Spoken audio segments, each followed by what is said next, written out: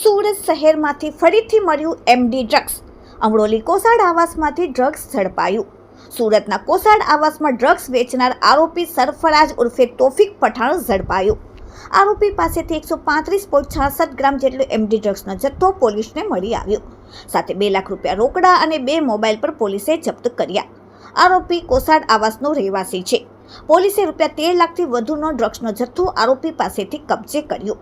આરોપી અસલમ ઉર્ફે સર્કિટ પાસેથી ડ્રગ્સ ખરીદતો હોવાનો ખુલાસો થયો, જે હાલમાં ફરાર છે. તે પણ કોસાડ આવાસનો રહેવાસી છે. છેલ્લા 1 વર્ષથી આરોપી સ્થાનિક વિસ્તારમાં ડ્રગ્સનું વેચાણ કરતો હતો.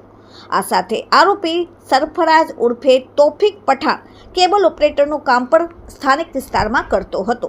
Bureau report, daily India TV, Surat. માન્ય ગૃહ રાજ્યમંત્રી શ્રી તથા પોલીસ કમિશનર શ્રી સુરત શહેર દ્વારા no drugs in Surat city અભિયાન અંતર્ગત પોસ્ટે વિસ્તારમાં એનડીપીએસની કોઈ પ્રવૃત્તિ ચાલતી હોય તો શોધી કાઢવા માટે સૂચના આપેલી હતી. જે અનુસંધાને અમરોલી પોલીસ સ્ટેશનના સેકન્ડ પીઆઈ શ્રી પટેલને કોસાડ આવાસમાં એમડી ડ્રગ્સ વેચતા હોવાની માહિતી મળેલી.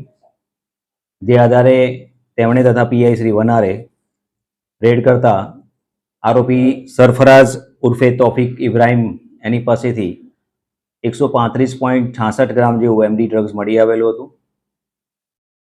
જે એની પાસેથી કબજે લેવામાં આવેલી છે.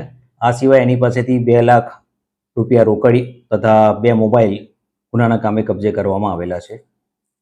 આરોપી છે એ હાલમાં જે કેબલ ઓપરેટરનું કામ કરે છે અને કોસાડ આવાસમાં જે ચેનલનું કેબલિંગનું કામ હોય એ કામગીરી જુએ છે.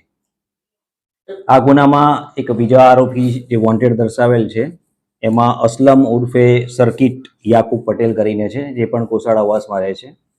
અને હાલમાં જે આરોપી પકડાય છે એણે એની પાસેથી આ એમડી ડ્રગ્સ લીધેલું હોવાનું એણે જણાવેલું છે.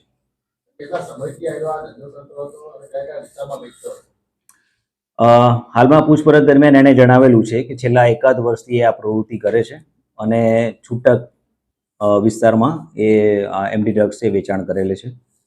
આ બાબતે જે વોન્ટેડ આરોપી છે એ પકડાયા પછી આ મૂળ મુદ્દામાલ ક્યાંથી લાવેલા છે એ અંગેની માહિતી મળી શકે.